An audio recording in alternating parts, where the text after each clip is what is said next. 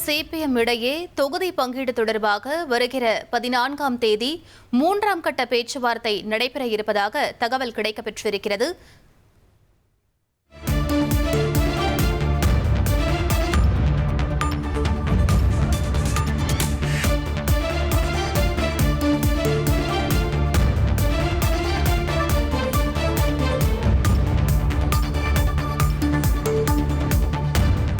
இது பற்றிய கூடுதல் விவரங்களை எமது செய்தியாளர் ரமேஷ் வழங்கிட கேட்கலாம்.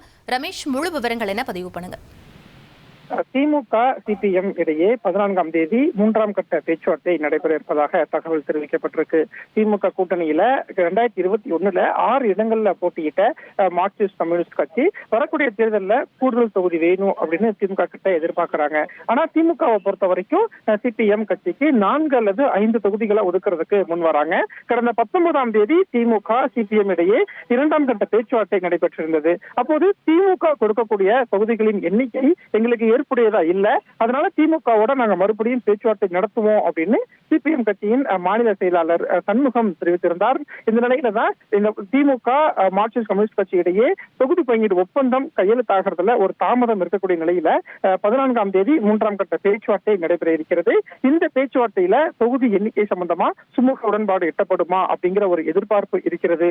திமுகவை பொறுத்த வரைக்கும் வரக்கூடிய ஞாயிற்றுக்கிழமைக்குள்ள கூட்டணி கட்சிகளுக்கு தொகுதி பங்கீடை இறுதி செய்வதற்கு திட்டமிட்டிருக்கிறாங்க.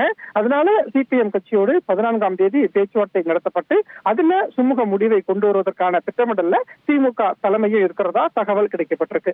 1,27,00,000 மனங்களை வென்ற தந்தி டிவி யூடியூப் சேனல். தவிர்க்க முடியாத தம்ப்நெயில்ஸ், கலக்கலான கான்டென்ட்ஸ். நீங்களும் இந்த குடும்பத்தில் இணைய இப்பவே சப்ஸ்கிரைப் பண்ணுங்க. அசுரபலம் கொண்ட எங்கள் டிஜிட்டல் கரங்களில் உங்கள் விளம்பரங்களை சேர்க்க வாட்ஸ்அப் பண்ணுங்க. 8939888378. Email advttv@dttv.in.